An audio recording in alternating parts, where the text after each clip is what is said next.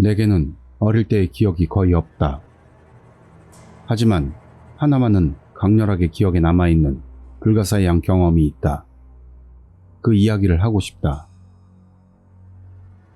나는 아버지에게서 일상적으로 폭력과 정신적 학대를 받았다.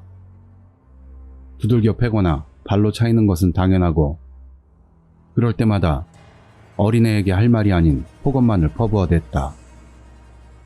아버지가 마음에 안 들면 나가라고 하며 자기 돈으로 산 옷이라고 찢어 발긴 후에 알몸으로 쫓겨나는 일도 몇 번이나 있었다. 아무튼 갑자기 폭발하는 사람으로 터지면 무슨 짓을 벌일지 몰랐다. 나의 뭐가 아버지의 지뢰를 밟는 건지도 모르고 그저 화가 나지 않도록 촉각을 곤두세우고 살았다. 5세 정도 때의 일이다. 그날도 사소한 트집을 잡혀 두들겨 맞았다. 맞은 내가 축 늘어져 있자 아버지는 서랍에서 쓰레기 봉투를 꺼내왔다. 너 같은 건 쓰레기야. 갖다 버려야 돼. 분명 그런 말을 들었던 것 같다. 저항할 기력도 없이 나는 팔을 뒤로 해서 묶인 채 쓰레기 봉투에 담긴다. 지금 생각하면 그대로 봉투를 닫았다면 나는 죽었을 것이다. 하지만 아버지가 그러지 않았던 것은 정말로 버릴 마음이 있었던 것이 아니라 나를 향하여 자기를 거역하면 이렇게 된다는 것을 위협적으로 보여준 게 아니었을까 싶다. 그럼에도 그대로 봉투에 담겨 들려져 집에서 나왔을 때는 공포로 인해 목소리조차 나오지 않았다. 밖은 캄캄했다. 정확한 시간은 기억나지 않지만 한밤중이라고 해도 무방한 시간대였던 것 같다.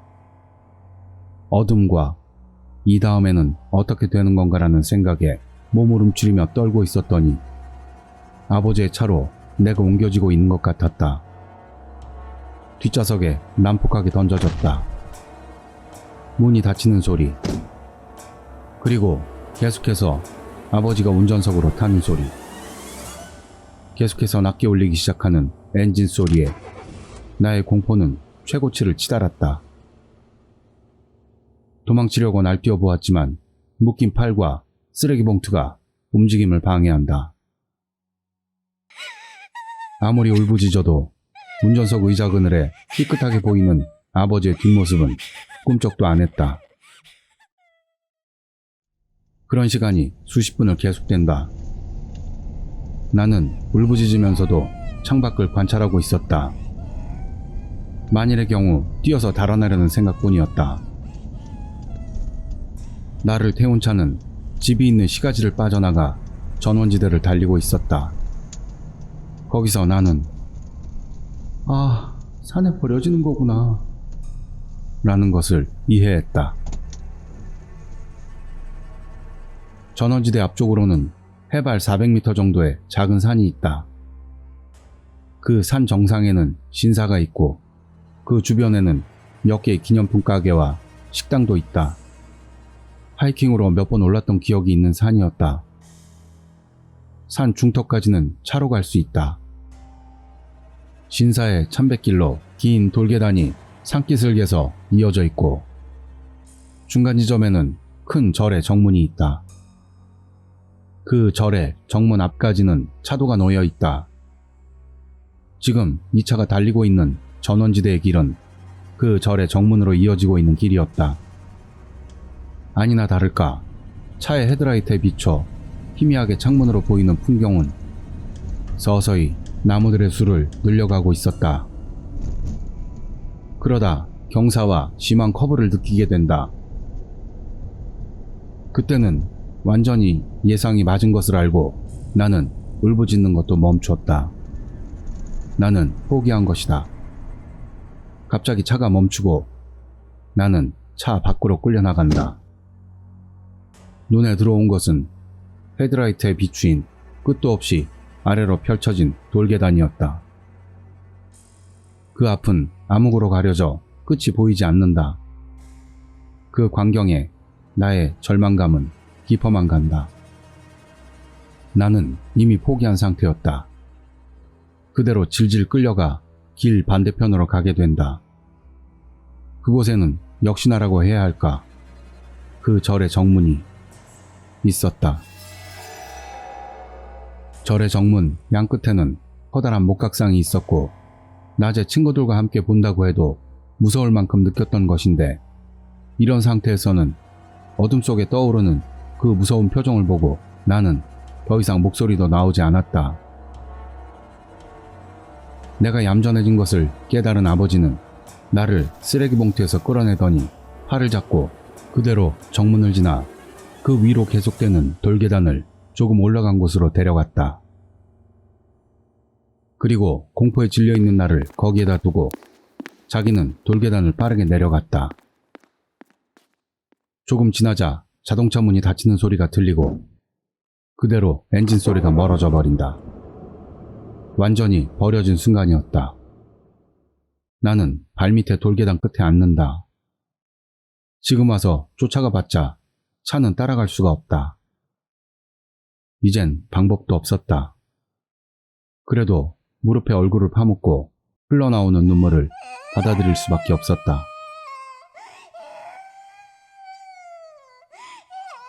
얼마나 그러고 있었는지 모른다. 울기도 지쳤을 때 갑자기 피리 소리가 들려왔다. 그 소리에 잠깐 잠이 들락말락했던 의식이 되돌아오고 이어서 북소리가 들려온다. 제대로 귀를 기울이니 윗방향의 돌계단 쪽에서 제레 때 쓰는 음악 같은 게 들려오고 있다. 나는 다시 무서워져서 몸이 굳어졌다. 귀를 막으려고 해도 팔이 뒤로 묶여 있어 어떻게 할 수가 없었다. 다만 멀리서 들리던 그것이 점점 가까워지고 있다는 사실에 떨릴 뿐이었다. 마침내 소리가 내 바로 뒤에까지 왔다.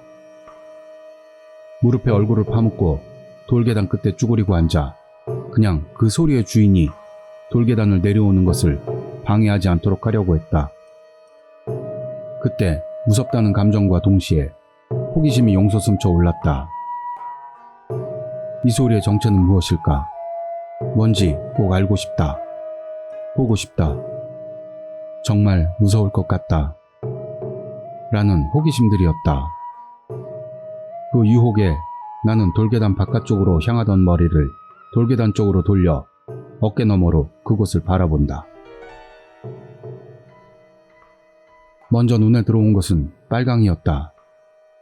올려다볼 만큼 붉고 근육투성이의 사람 모양의 것이 내 바로 옆을 지나 돌계단을 내려가고 있다. 그 순간 내 머릿속은 적귀라는 단어가 떠오른다. 그 후의 기억은 그 순간만큼 확실히 기억나진 않는다. 비슷해 보이는 것들과 하얗거나 녹색 등의 옷을 걸친 사람들의 그림자들이 주르르 뒤를 이어 천천히 미끄러지는 듯한 움직임으로 옆을 지나갔다. 군데군데 피리와 북 같은 악기를 울리고 있는 사람의 그림자가 있어 소리의 출처는 그것임이 분명했다.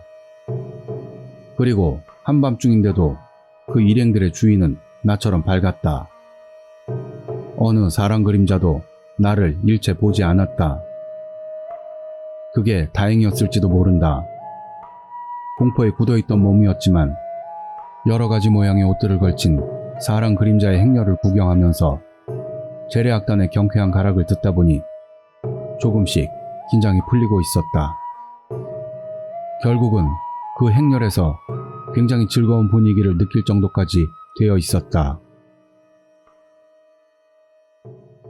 정신이 들었을 때는 이미 행렬은 없었다.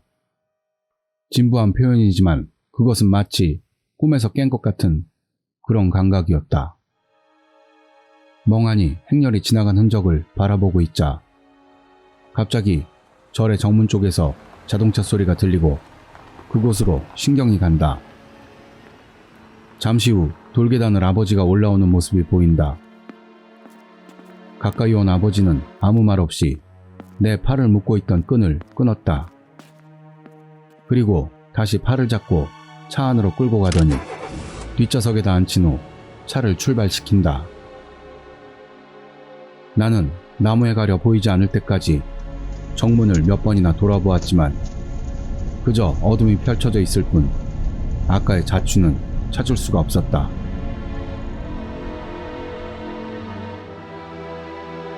후일담이지만 이 일을 딱 한 사람에게만 말했다. 그로부터 18년이 지나고 나는 23세가 되었다.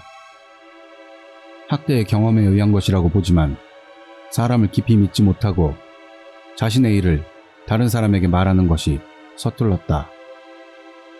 다만 그것을 차치해도 이 경험만은 내 안에 비밀로 둬야만 한다고 생각했다. 하지만 최근 처음으로 깊게 이야기를 나눌 만한 친구가 생겼다. 어쩐지 이 사람이라면 말해도 좋을지 모른다는 그런 생각으로 믿을 수 없을지도 모르지만 이라며 말을 꺼내보았다. 이야기가 끝나고 정신이 나간 사람이라고 생각할지도 모른다는 불안이 생겼다. 그러자 친구도 너도 믿을 수 없을지 모르지만 이라며 비슷한 이야기를 내게 해주었다. 아무래도 그 친구에게는 영감이 있는 것 같다. 친구가 말하길 그 산에 살고 있는 것이 울고 있는 나를 위로해 준 것은 아니었을까. 그리고 내게 그런 짓을 한 아버지에게 압력을 가하려고 한 것은 아닌가 라고 말해준다. 아직도 그때 강렬했던 빨강은 눈에 새겨져 있다. 어떤 우연한 기회에 그 순간이 생각나곤 한다.